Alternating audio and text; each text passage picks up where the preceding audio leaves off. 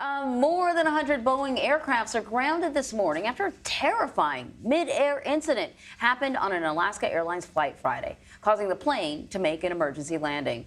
A door plug blew off the side of the plane, leaving a gaping hole. Luckily, none of the passengers were seriously injured. So for more on this, we want to bring in former NTSB Chair Christopher Hart. He is the founder of Hart Solutions, LLP, a safety consulting firm. They should have talked to you, my friend, but we're talking to you now. So first off, I just want to get your kind of initial reaction when you heard what happened and you saw those photos.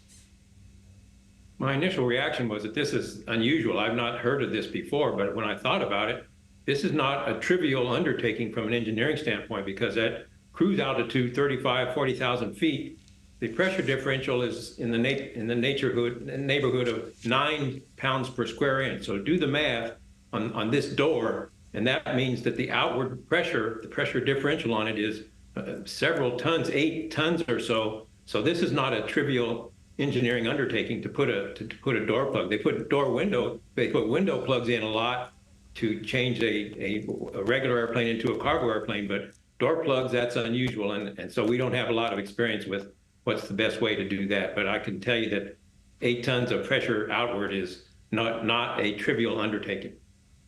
Pilots said that this particular plane had previously experienced 3 pressurization warnings.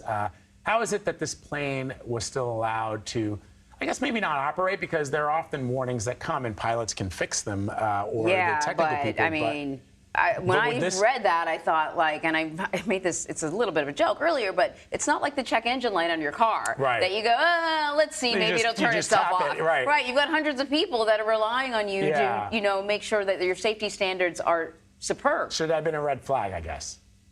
Well, that's a good question, and the NTSB will certainly be looking into it. As you know, the NTSB's investigation, the purpose of it is not to blame somebody. The purpose of it is to find out what we need to do to prevent it from happening again. And so in that regard, they are certainly going to look into what was done before, what was the response to what was done before, and how should we fix that in the future.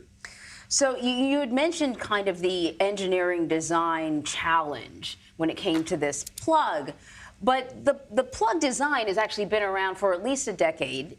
And so it's not particularly new. The plane itself was actually new. It's only a couple of years old, or I think a couple of months old. So we're not talking about wear and tear here in terms of what went wrong. I mean, when you hear what we know so far, are you leaning towards, I don't know, they just got a bad plane, I suppose? I mean, sometimes there's a one-off, right? Or that there may be a greater problem. Well, the NTSB is going to be digging into what the FAA approval involved, what the FAA required in order to approve this, and then they're also going to look into whether the approval steps were followed appropriately by the airline. So there's going to be an extensive look into how this works. But like I say, this is a new one because I haven't seen a door plug come out before. If you look at the door when you get on an airplane, it's very beefy. Look at how robust it is, how robust the connections are. They're going to be looking into all of that and see what was that done in the case of this door plug that was replaced with a piece of wall because it's not needed as a door anymore.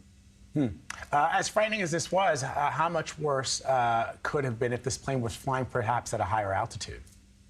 Well, not only the altitude, but it's not unlikely that door could have struck the horizontal stabilizer when it came off and damaged it to make it unusable anymore. So yeah, it could have been much more serious in several respects.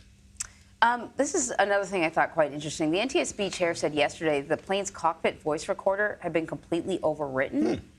How does something like that happen? Because you would think that they would have that recording at least, I don't know, for a while.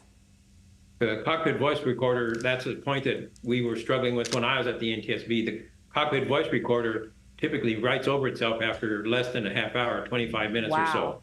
Flight data recorder, on the other hand, records multiple 25 hours of information. And so we've asked for the cockpit voice recorder to also have such a long memory, because oftentimes, especially now as we're digging further into near misses and errors and near misses, the error or near miss could have happened long before the airplane landed. So we want to No, we want to wait. We want to be able to wait until after the airplane lands and then look and see what happened on the recorder. And that's something that the NTSB has been pushing for some time. So what will the FAA and the NTSB be looking at during this investigation, and how long will it take? They'll be looking at the totality of the circumstances to see why this happened and to figure out what is necessary to keep it from happening again. And this issue about the duration of the recording is one of them that they'll look at, because memory is cheap and easy now, so it's not a problem to have a 25-hour recording. But they're going to look at every aspect of it from beginning to end in terms of the approval, the design, the construction, how the maintenance during, in the time that the airplane has been flying, and then what happened, the after effects, and how to respond to those more effectively. Well, now that they found the door plug, hopefully that'll make. Sorry, you might have heard me giggle a little, because I just had this image of this poor school teacher opening the back door and being like, what is that? Yeah, exactly. It's a door plug, of course. That's very important. I'm glad they did that, because one accident we had where the cargo door came out and went into the ocean, we couldn't find the door. We completed the investigation, did the probable cause.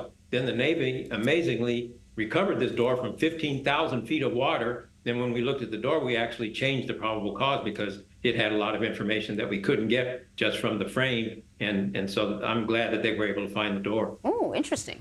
All right, Christopher Hart, as always, we appreciate you. Thank you. Pleasure's mine. Thanks for having me.